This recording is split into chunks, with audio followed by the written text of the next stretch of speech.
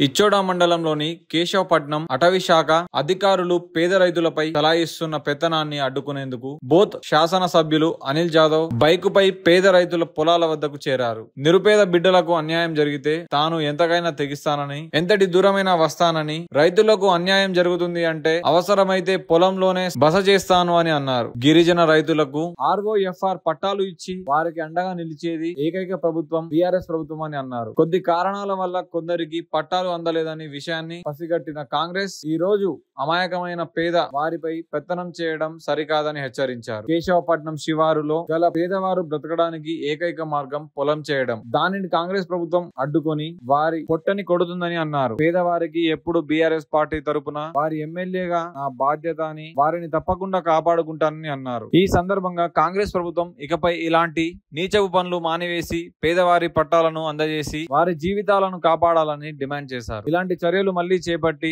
రైతులను ఇబ్బందుకు గురి చేసి వారి జీవితాలతో ఆటలాడితే మేము రోడ్డెక్కి ధర్నాకు దిగాల్సి వస్తుందని ఈ సందర్భంగా ప్రభుత్వాన్ని హెచ్చరించారు.